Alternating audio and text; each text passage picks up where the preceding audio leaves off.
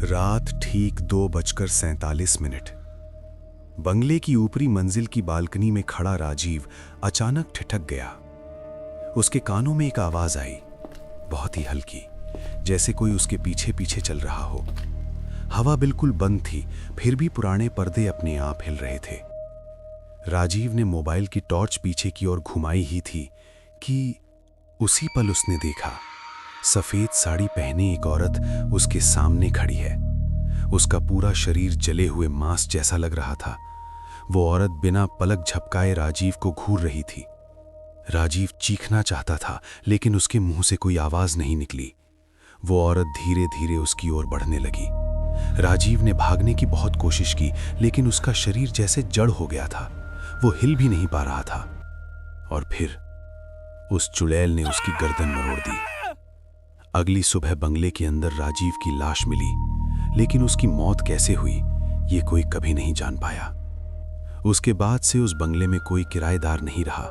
सालों तक वो बंगला खाली पड़ा रहा और धीरे धीरे उस घर को सिर्फ एक नाम से जाना जाने लगा, भूत बंगला। एक अधूरी सच्चाई। वो बंगला शहर से लगभग 15 किलोमीटर दूर था।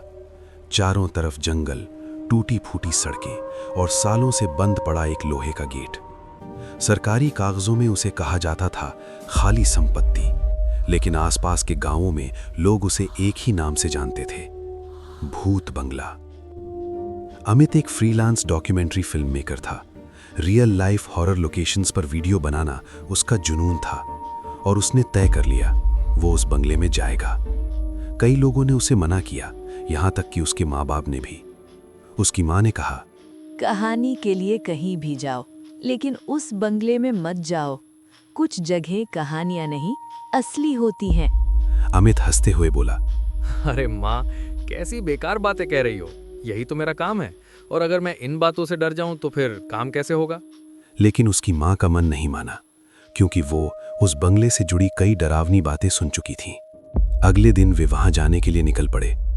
अमित के साथ सिर्फ 2 लोग थे, राहुल जो कैमरा और साउंड संभालता था, और राकेश एक लोकल रिसर्चर जो पुराने दस्तावेज और जगह के इतिहास पर काम करता था। दोनों उसके बचपन के दोस्त थे। शाम 7 बजे के आसपास वे बंगले पहुंचे। अंदर कदम रखते ही एक अजीब ठंडक महसूस हुई, जैसे सालों से वहां की हवा ने सांस लेना भूल गया हो।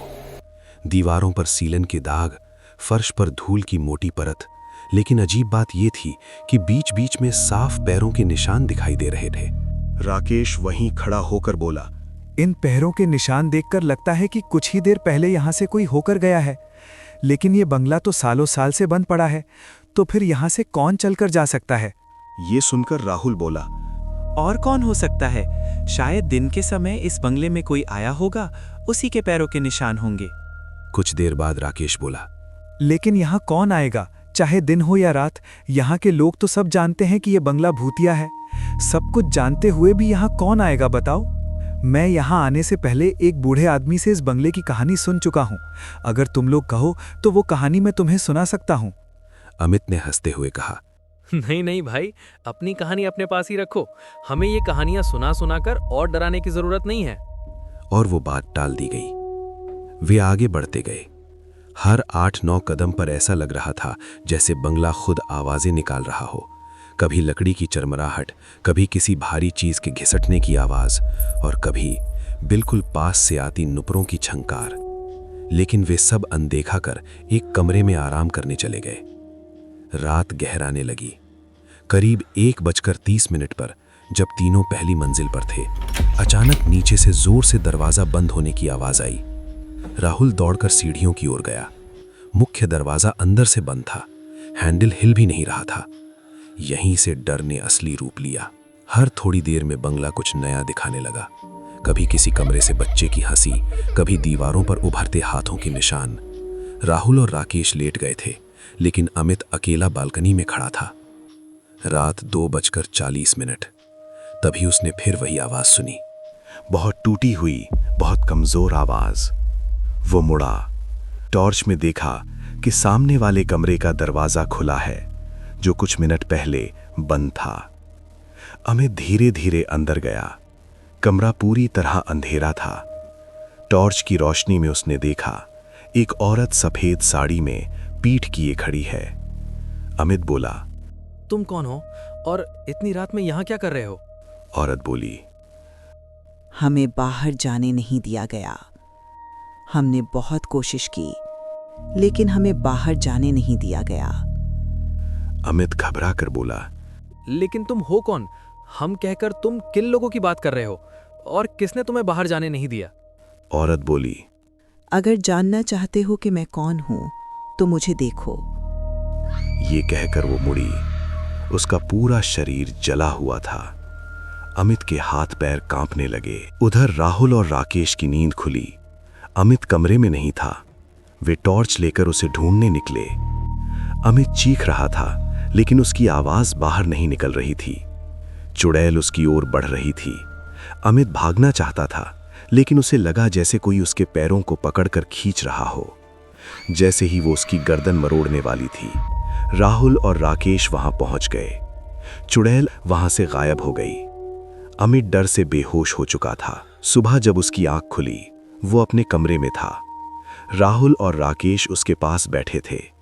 राकेश बोला, मैं तो उसी दिन तुम्हें ये कहानी बताना चाहता था, लेकिन तुम लोगों ने सुना ही नहीं। अगर हम समय पर यहाँ से ना जाते तो क्या होता, जरा सोचो। अमित बोला, हाँ, उस दिन सच में सुन लेना चाहिए था। ठीक है, अभी बताओ। राकेश ने बताया, करीब 20 साल पहले यहाँ एक परिवार रहता था। पति, पत्नी और उनका छोटा बेटा। एक रात बंगले में आग लग गई। पूरा परिवार अंदर ही जलकर मर गया। लेकिन गांव वालों का कहना था आग नहीं लगी थी, उन्हें अंदर से बंद करके जलाया गया था। वे सिर्फ न्याय चाहते हैं। उसके बाद जो भी यहाँ आया या तो कुछ दिनों में भाग गया या फिर कभी बाहर नहीं निकला। जब तीनों बंगला छोड़ रहे थे, उन्होंने देखा बीच कमरे में एक जला हुआ खिलौना पड़ा था और उसके पीछे एक छोटा सा साया। वो हिल नहीं रहा था, बस उन्हें देख रहा था।